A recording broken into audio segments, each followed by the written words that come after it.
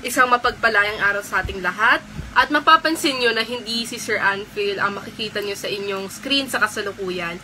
Ngunit ako pa rin po ay parte ng First Services. Ako po ay si Francesca Licudine, isang youth leader, isang stage 4 youth leader ng First Services. So I'm still under First Services but I am representing our youth sector.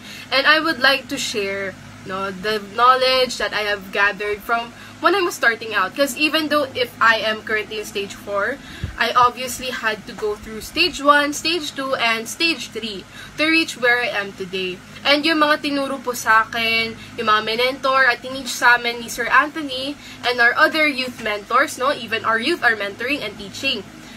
I would like to share still a valuable piece of information that I have gathered and that I have learned since stage 1. That not a lot of people know, whether young or whether they are older. But it is something really resonant and relevant in today's time. How do I say so? Because I think the biggest challenge or the biggest loss that we all face or that we are feared of losing is time. It's always, there's not enough time. There's so many things that I want to do, but there's very little time to do them.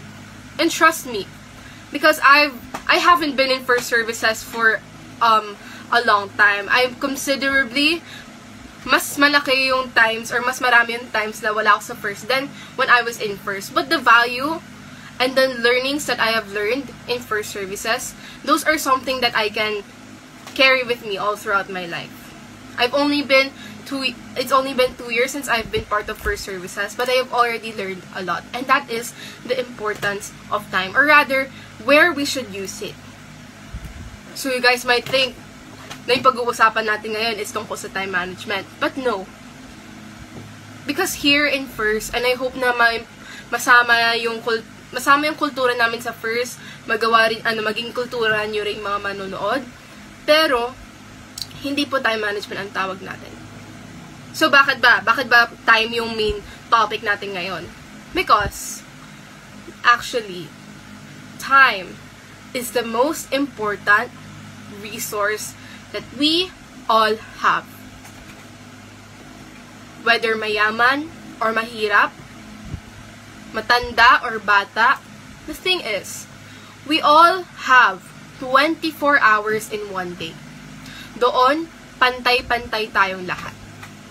Walang nauuna, walang nahuhuli. Oras. Sa oras tayo nagkakapantay-pantay. Kaya nga, dear viewers, wala pa sa top 10 or sa top 5 na resources yung pera. Because, yes, to some degree, money is a resource pa rin. It's important, we need it, but it's not the most important. It's not the most relevant. Okay? Keep that word in mind as we continue further into our discussion or into our video. So, bakit ba importante yung oras? And you can get an answer to that just based on your response or your answer sa tanong na, have you ever felt na you have so many things that you want to do but so very little time? That if you said yes, that is also already a sign on how important time really is. Diba? And si time, it's not your enemy. Because everyone think, diba, every society has led us to think that time is our biggest enemy here. Ay, unti na lang yung oras ko. Ay, malapit na yung deadline ng project na to. Hindi ko pa napapasa. Ano ba yan? Ba't ang aga kasi ng deadline? Ganito, kutsko, ganyan. Diba? But time is not supposed to be our enemy. It's supposed to be our friend. It's supposed to be the most constant thing that we have to help us achieve our goals and our dreams. Diba? And I'm not here to preach about time management. Hindi time management yung pinag-uusapan natin dito, but rather, what we call sa first na time tuning. Ayan. What is time tuning, Miss Cheska? And how is it different from time management? What makes time tuning better than time management? Because, actually guys, better si time tuning. And I'll tell you why. Because, when we talk about time management, even though it's an important skill that we must develop, how we manage our time, it's often something that we do kapag motivated lang tayo. Kapag driven lang tayo. Diba? For example, sasabihin mo, ay sige, mag-aaral ako ng ganitong oras, pagkatapos ko kumain, mag-spend time with my friends, tapos I'll allot another hour so that I can do my hobbies, and that I'll make time to learn a new language, and then ganitong oras, magagawa naman ako ng assignment, right? And don't get me wrong, kasi maraming bagay yon, and for sure, na nasisiyahan ka sa mga bagay na yon. Because you planned it, diba? You managed it naman. But, when it comes to the mismong execution of the time, of the events, kailangan mo nang i-live or kailangan mo nang gawin. Ay, mamaya na, di naman siya importante. Sige na, mamaya or bukas na lang, bukas ko na lang gagawin. Huwag ko na problemahin ngayon kasi ang dami ko nang ginagawa. Time management becomes a problem because it is highly dependent on your mood and on your motivation. Correct? It's often idealistic. Diba? It rather being based on fact or pagka alam more awareness mo sa sariling motives more, sa sariling energy levels more, yung pagkakilala mo sa sarili mo in general, rather than it being based on it. It's based on the way of thinking of your best possible version. You want to grab, you want to be your best possible self, but you're not there yet. Why would you achieve for something na alam mo sa sarili mo, hindi mo pa kayang gawin? Or na hindi naman aligned sa kung anong gusto mong gawin talaga. That's when time management becomes an issue. Because ang ganda ng concept ng time management, correct? But the execution is poor. The discipline is poor. And marami tayong gustong gawin, yes. But not all of them are relevant to us. Kalat-kalat. Hindi aligned. Hindi nakatune. Okay, so you talked about the bad sides, Miss Cheska. What makes time tuning so great? What makes time tuning different from time management? Just from the word tuning. Time tuning. Tuning your time. To what? What are you tuning your time to, Miss Cheska? Kasi diba kapag may tune tayo, like for example, yung gitara, diba? Kailangan nating pag pinapakinggan mo yung favorite song mo na naka-play sa guitar, diba? Tapos yung guitar na yun out of tune, favorite song mo pa yung tinutugtog, ay parang may mali. Parang may mali na note, or may mali na lyric, siguro. It's the same applies for time tuning. So what does it tune nga ba? Where do you tune it to nga ba, Miss Cheska? You tune it to your purpose. Okay? What is your purpose in life? What is the purpose that God has communicated through you? What is your reason for living? Why do you continue to do such things kahit na hindi mo naman ito balak i-pursue? That's a future. That's the question here. Or rather, that's where you tune your time to. Miss Cheska, parang ang unfair naman na i-compare mo si time management at si time tuning. Yung good signs lang ni time tuning pinakita mo, tas puro bad sides ni time management. Time tuning has its downsides naman. Kapag hindi mo alam ang purpose mo. Pwede mong i-exchange for your dream in life, but I don't think it would be that effective naman. Hindi ganun ka-effective si time tuning for you if wala kang clearer sense or clearer description ng iyong purpose sa buhay. And how do you get your purpose again? How do you realize your purpose again, Miss Cheska?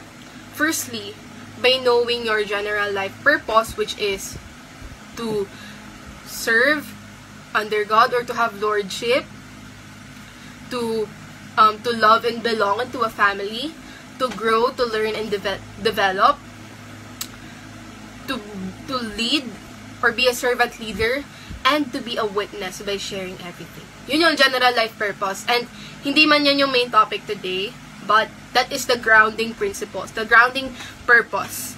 Okay, before you can dive into your specific life purpose. And actually, kahit lordship pa lang, lordship naman ang pinaka-importante sa lahat ng purpose na yan. Okay, because if you have lordship, or if you have a relationship with God, you regularly communicate and grow in your relationship with God. Kung ganun siya ka-personal, God will reveal His will for you, His plan for you. That's why it's important that we have lordship. If you want to grow, if we want to learn, if we want to know how we can use our time efficiently, no? And the way God has intended. Hindi lang puro efficiency or para may masabi tayo nagawa tayo, pero nai-enrich din yung buhay natin. We pour out more time to the things that we want and that are relevant to us. So what do I mean by that? Or rather, what is the first step on doing your time tuning, Miss Cheska? Always remember na we follow a strict 8-8-8 rule. 8 hours of rest, 8 hours of routine, and 8 hours of purpose. And that is the general template. That is the most basic template that we have.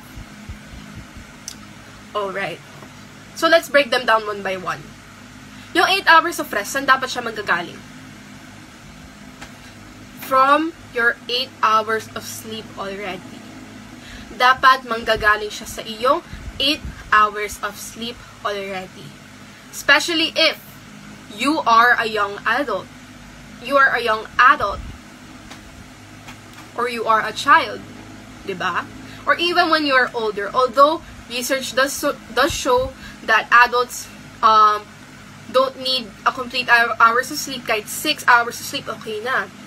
But us as we continuously grow, or we are in the progress of growing pa rin, we are required to have 8 hours of sleep. 8 hours of rest is should be 8 hours of sleep. Okay? Kasi, ano ba yung second most important resource that we should have? So, time na yung nangunguna. Ano yung pangalawa?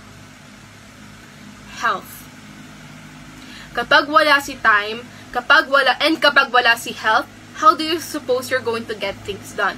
Diba? Kapag ikaw ba ay may sakit, magagawa mo yung mga bagay na gusto mo, makakapaglaro ka ba ng sports, or makakagawa ka ba ng assignment kung yung iniintindi mo sa kasalukuyan ay yung sakit mo, na hindi ka makakilos, hindi ka makaisip ng maayos kasi masakit yung ulo mo?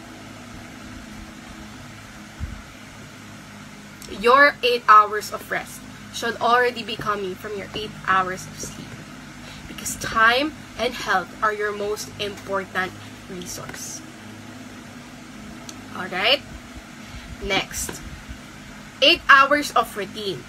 And 8 hours of purpose, rather. So, we'll talk about those two naman. Kasi, most people have a hard time identifying kung alin dyan yung purpose niya at kung alin dyan yung routine niya na. For example, I demonstrated this to one of my friends, no? But let's say if you are a grade 11 student just like me, and you are still under the strands or kahit yung mga electives, 'di ba? Let's say na you enrolled in the STEM strand, no? And you have 5 subjects in one day. Okay? Your first 2 subjects are oral communication and 21st century literature. Okay? Then your last 3 topics would be general biology, general mathematics, and general chemistry. Okay. That is your everyday routine. Sabihin natin, that is your everyday routine. Tapos, your life purpose. For example, a very shallow example is to honor God through becoming an engineer. Say that's your example. Do you think na if your purpose is to become an engineer, do you think the subjects oral communication and 21st century literature will be important or will be relevant to you becoming an engineer? As compared if you take 20 general mathematics, general chemistry, and general physics as your subjects, or if you compared to the two of them and compared to these 3 subjects, which ones do you think are most aligned sa purpose mo? Okay? Pero yung 5 na yun, since parte siya ng routine mo, importante pa rin siya. Pero sa usapang purpose, alin dyan yung nakakain niya? Or alin dyan yung mas importante, yung mas prioritize? Hindi ba't yung general mathematics, chemistry, physics? Because not all things that are important are relevant. Not all things that are important are relevant. Alin ba dyan yung relevant sa'yo? Alin ba dyan ang relevant sa purpose mo? Yung directly relevant sa purpose mo. Let me be clear on that. Okay? Now, going back to the template. The 888 template. That's just the template. Okay? That's where you start. Especially if you have a hard time trying to do your time tuning. Or fix your time tuning, rather. So, what do? Again, you first, I highly recommend you start with making an own schedule that prioritizes 8 hours of sleep. Okay, or 8 hours of rest. Miss Cheska, pwede bang sumobra sa 8 hours of rest? Yes, but only 2 hours. Okay, 8 hours of rest plus 2 hours, 8 hours of sleep plus 2 hours of rest. Yun na yung maximum. And that leads to 10 hours. Okay? Now, sabihin natin 8 hours of rest lang yung schedule mo. Then you have 8 hours of purpose. Diba? And si purpose, let me be clear, 8 hours of purpose is required. Okay? Dapat mas lamang si purpose kaysa kay routine. Because even though routine is important, is it directly relevant to who you are as a person and as a child of God? No. It's only important, but it's not relevant. Purpose. Pwedeng mag-exceed ng 8 hours. Okay? And yung pinakamababa dapat dyan is your routine. But, if you would like to start somewhere, start by that simple rule. And, you will realize as you are doing your time tuning, ay baka hindi pala talaga ako sobrang busy, no? Kasi, nakikita ko sa time tuning ko, pala na mas marami pa akong tulog or mas marami pa akong rest kaysa sa actual na paggagawa. See? That's why time tuning doesn't only measure your motivation, but your discipline. Your mindset, your passion to make things work, to make your passion work and live the life that you want. Because discipline is still pleasurable. May delays, pero nagagawa mo pa rin yung gusto mong gawin. And time never lies. Because time is measurable. Time is data, actually. So pag nalista mo yan, binalikan mo, tinignan mo, makikita mo diyan kung saan mo spend palagi yung time mo. Whether sa walwal, whether sa pag-aaral, whether sa simbahan, whether sa kaibigan, sa tropa, sa barkada, sa pamilya, sa sarili mo, diyan mo makikita kapag nilista, kapag tinignan mo yung oras mo. At yung paggamit mo sa oras mo.